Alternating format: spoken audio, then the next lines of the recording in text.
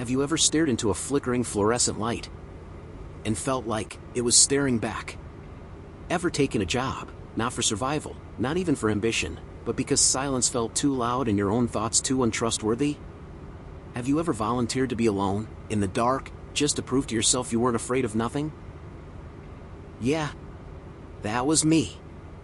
It began a couple of weeks ago, though time's been slippery since then. I signed on for the night shift at this bottom-shelf sandwich dive, called Subsational. It squatted like an afterthought at the edge of town in Colorado, flanked by a vape shop with permanently drawn shutters, and a laundromat that coughed electricity through its lights like it was dying slowly. The kind of place that time forgot, and maybe on purpose. There were no crowds. That was the point. I wasn't looking for noise. I craved a dead zone, a ghost shift. Just me, some bread, and a decent playlist. That was my logic. I didn't need the gig. I was crashing rent-free with my cousin, still padded with savings from my last job. So, why'd I take it? Boredom. Pure, gnawing, soul-scraping boredom. And boredom makes bad decisions seem reasonable. The manager, a hollow-eyed guy named Greg, didn't even pretend to care. "You seem chill," he muttered, sliding over the paperwork. "Just follow the rules and you'll be fine." I remember laughing. But I should have asked more questions. My first solo shift arrived like a whisper. Nothing dramatic, no thunderclap, just a clock-in beep and the sound of Greg's old boots dragging toward the exit. He showed me the ropes over the last 2 nights, rotating the bread trays, slicing meat like it was sacred geometry, and tossing sandwiches to the occasional glassy-eyed stoner, who wandered in looking for enlightenment between 2 slices of sourdough. But tonight, just as he slung on his coat and turned to leave, Greg handed me a laminated sheet. His fingers trembled, not a lot, but enough that I noticed. "These are the night rules," he said flatly. "They're specific. Do exactly what they say. No improvising." I blinked at him. "Okay, sure." He didn't budge. "Say it like you mean it." There was no warmth in his eyes. Just pressure, like he was silently daring me to not take this seriously. I forced a nod. "Yeah. Got it." He stared a moment longer, then slipped into the shadows outside without another word. I turned the laminated sheet over in my hands. It was slick. Too slick, like it had been wiped clean one too many times. The title read, "Subsational Night Shift Rules. Keep the front door locked after 1:13 a.m. exactly. Not 1:12. Not 1:14.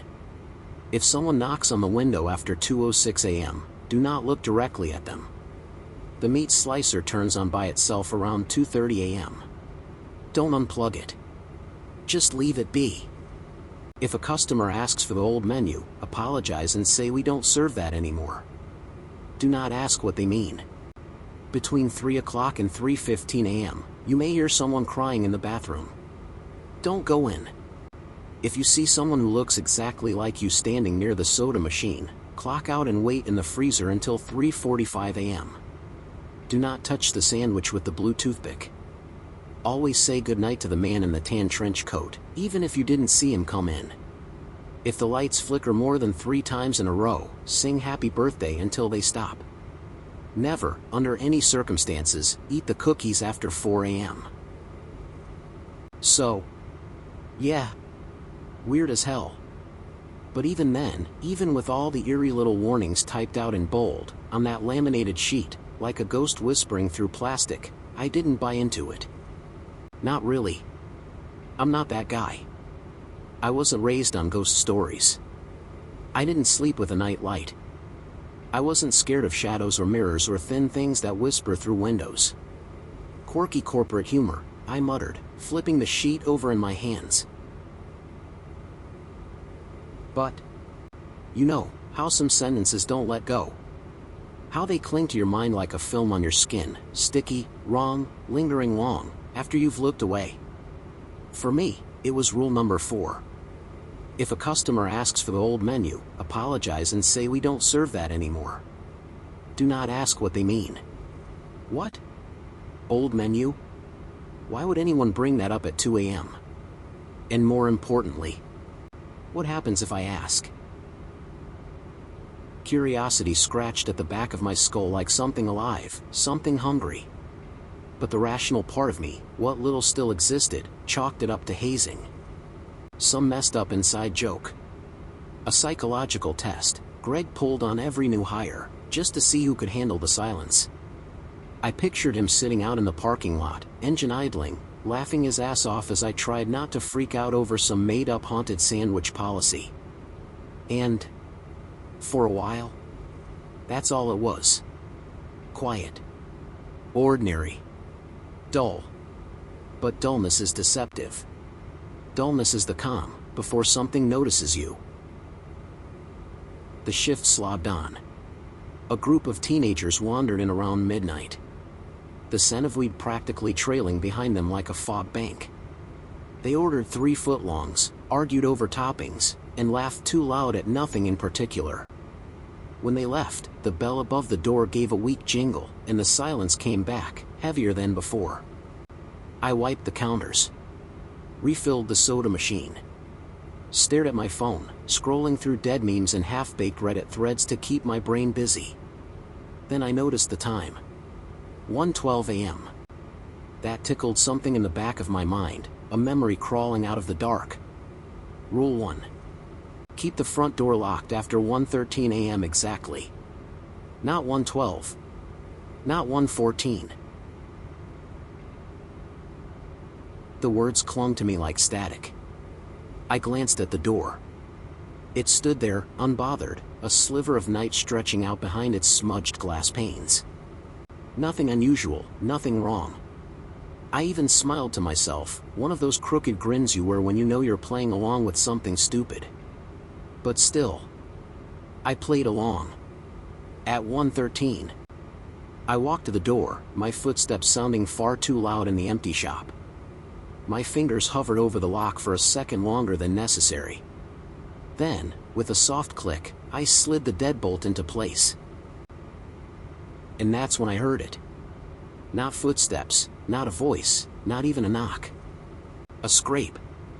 A slow, deliberate scratch, like someone was dragging the edge of a broken fingernail across the outside of the glass. It made my teeth clench, and the hairs on my neck stand up, as if my skin understood something my mind refused to accept. I leaned in. Just a little. My breath misted the window, fogging up the view. Nothing, the parking lot outside, sat cold and empty, painted silver by the overhead lights. The pavement was cracked, familiar. Still. Dead. I stood there for another minute, maybe 2, staring into that quiet nothingness. Then I shook it off. Told myself it was the wind, or a branch, or hell, maybe Greg was messing with me from the shadows. So, I went back to the counter, started building a turkey sub with mechanical precision. Bread, meat, cheese. My hands moved, but my eyes flicked constantly to the glowing red digits on the clock overhead. Because I knew what was coming next. 2:06 a.m. Rule 2. If someone knocks on the window after 2:06 a.m., do not look directly at them. It sounded so absurd when I first read it. Now it felt like a countdown. 2:03. I wiped the blade. 2:04. I rearranged the toppings. 2:05. My heart thudded once, too hard. My palms were slick. 2:06. And then, like a line being crossed, it happened. 3 knocks. Measured, methodical, final. Not at the front. The side window, the one no one ever uses. The one that stares directly into the alley, where even the street lights don't bother shining. I froze. My entire body clenched, as if something cold had passed straight through me. Don't look directly at them. My eyes darted toward the floor. But my curiosity? It chewed on my restraint like a dog on a bone. So, I cheated. I turned my head, just a little. Just enough to catch the edge of the side window and the stainless steel reflection behind the prep line. There was something there. Tall. Too tall. Thin as hunger. Its outline was human-shaped, but wrong. Like a mannequin built by someone who'd only heard rumors of what people looked like. It didn't shift, it didn't twitch. It just stood there. Watching, or at least I felt watched. My skin crawled, my breath caught in my throat like I'd swallowed ice.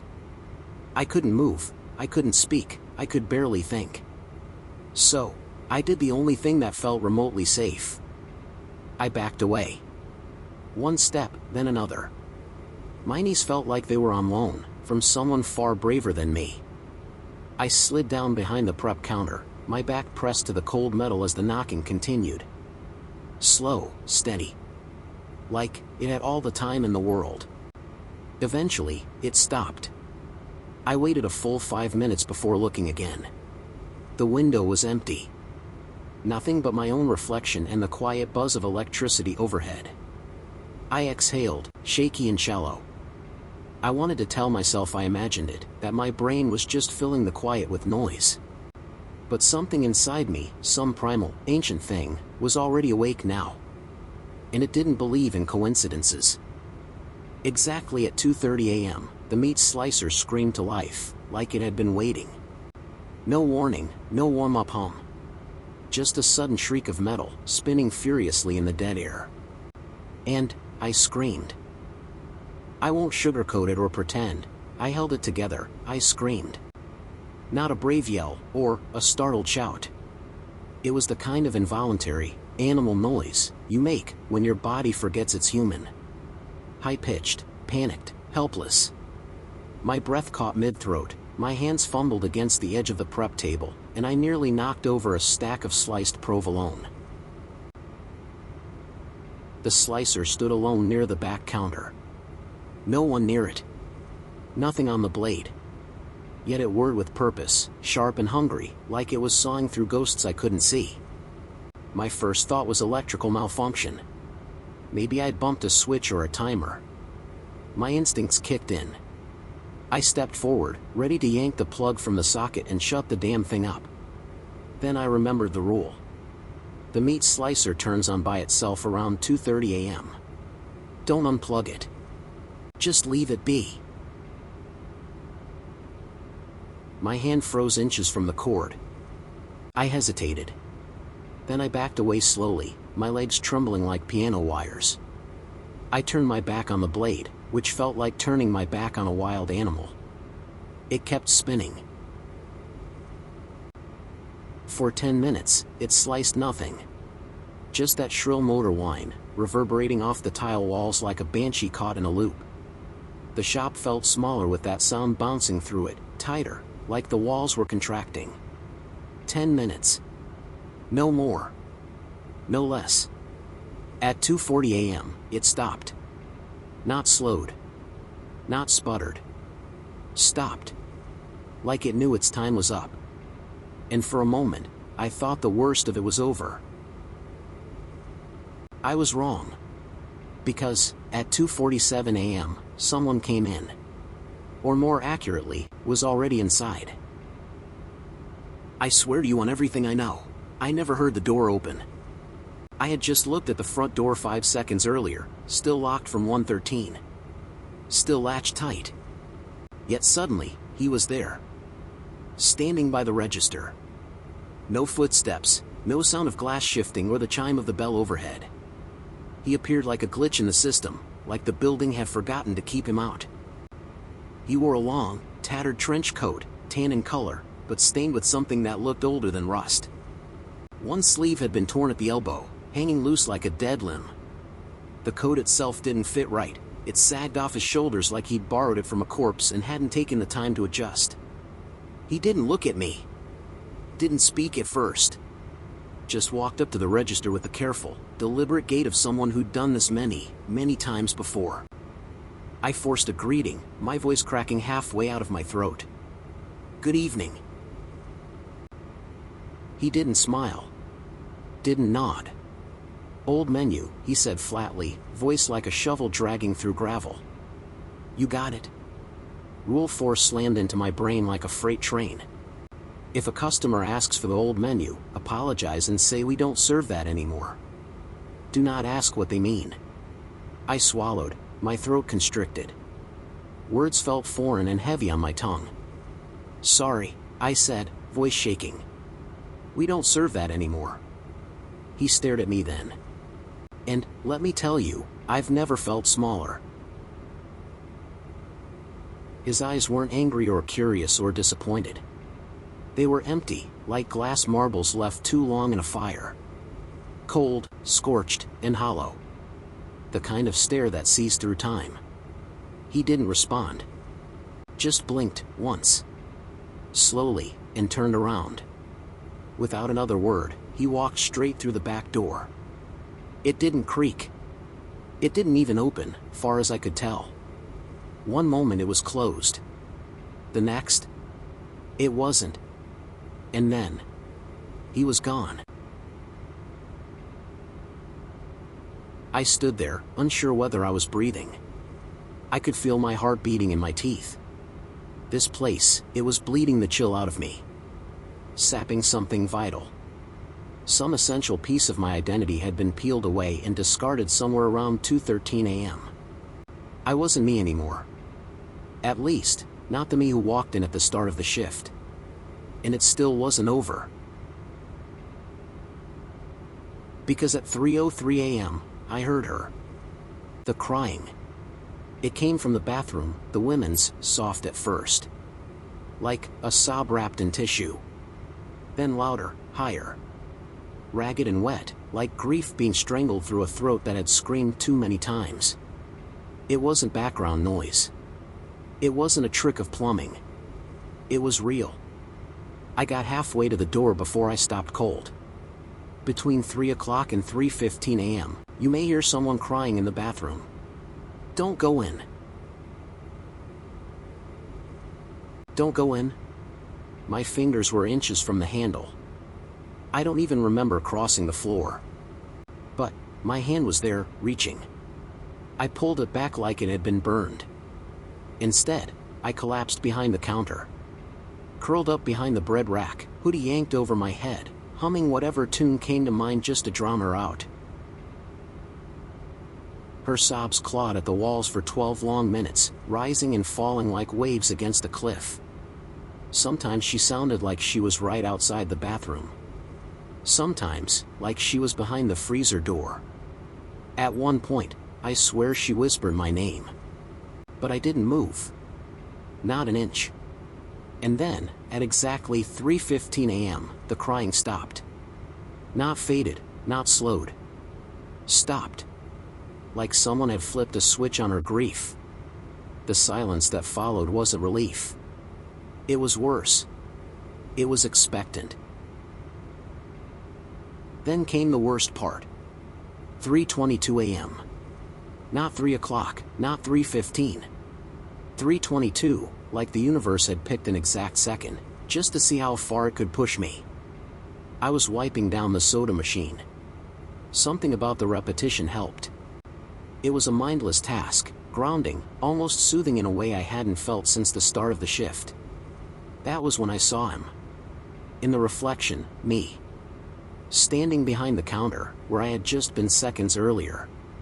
Same posture, same hoodie, same battered black sneakers. Even the exact faded scratch, across my left hand, the one I got 2 days ago from a stray cat, I tried to feed behind my cousin's apartment. There wasn't a doubt in my mind. This wasn't a look-alike or a trick of the light. It was me. Same slump in the shoulders, same nervous twitch in the jaw. Same eyes, except those eyes weren't confused. They weren't panicked. They were smiling. The reflection tilted its head, slowly, too slowly. Like, the neck was figuring out how to be a neck. The rag slipped from my hand, and hit the tile with a wet slap. Rule 6 surged to the front of my mind like a scream. If you see someone who looks exactly like you, standing near the soda machine, clock out and wait in the freezer until 3:45 a.m. I didn't hesitate. No logic, no questions, no inner monologue. Just movement. I bolted to the back, clocked out so fast, I missed the button twice, and flung open the walk-in freezer door, like it was the last safe place left on Earth. The cold hit me like a punch. But I didn't care. No jacket, no gloves, no protection. I sat on the metal floor, my back against a wall of vacuum-sealed turkey breasts, and frozen cheddar logs, teeth chattering uncontrollably. But the shakes weren't from the cold, not entirely. They came from something deeper. From knowing that version of me was still out there. Doing, God knows what. Wearing my face. Then it laughed. From just outside the freezer. A laugh that sounded like mine, but wasn't. It carried my rhythm, my pitch, even the wheeze I get at the end of a hard chuckle. But it was wrong.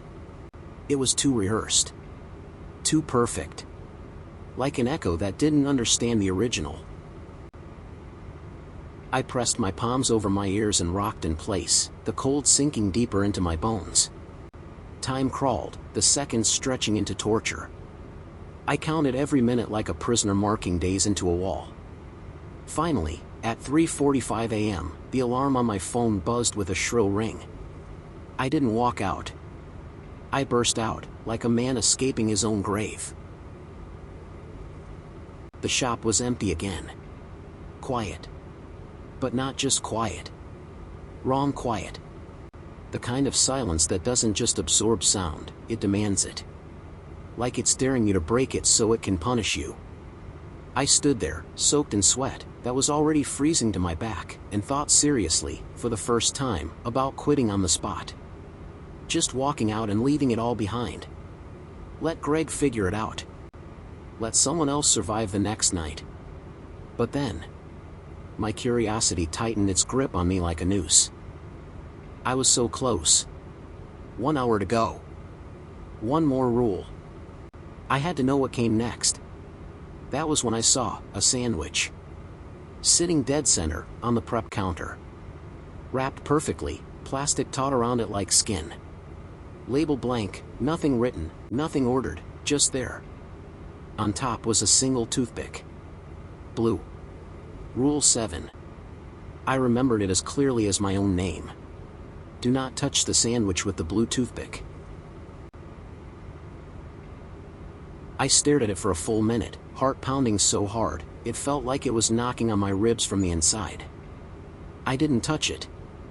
I grabbed the nearest broom, angled the handle, and gently nudged the sandwich off the edge of the counter like I was disarming a bomb. It hit the floor and burst open. What spilled out wasn't food. Not even close. No ham. No turkey. No pickles. Just dark, raw meat, veiny, purple, slick with something that smelled like rotten iron and earth. It pulsed. Twitched. Like it had a heartbeat. I gagged instantly. Sprinting to the sink, I doubled over and vomited, the acid burning my throat like battery fluid. The stench wouldn't leave me. I could still taste it. Something was alive inside that sandwich. And someone, or something, had left it for me. 4 a.m. Time stopped being numbers, and started feeling like pressure. Like the air itself got thicker. My body was shaking, cold and damp from sweat and freezer burn, but my mind was unraveling, thread by thread, thought by thought. I wasn't the person who clocked in anymore. I wasn't sure I was anyone at all. Then I smelled them. The cookies. It hit me like a memory, like someone had cracked open a piece of my childhood, and let it leak into the present. Freshly baked, warm, sweet. Cinnamon, brown sugar. A hint of vanilla so perfect it brought tears to my eyes. It didn't just smell good. It smelled safe. Like Grandma's kitchen. Like snow days and bedtime stories. Like love wrapped in wax paper. And I wanted them. Badly. I don't mean just craving, I mean a pull. a compulsion that started in my stomach and radiated outward. My fingers twitched, my knees actually buckled, as I turned toward the tray sitting on the counter. Perfectly arranged, golden brown, still steaming.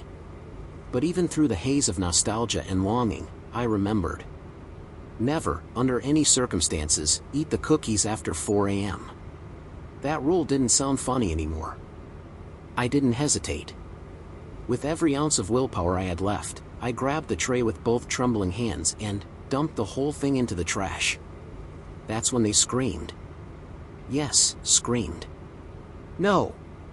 Not metaphorically, not some imagined horror, actual voices. Dozens of them.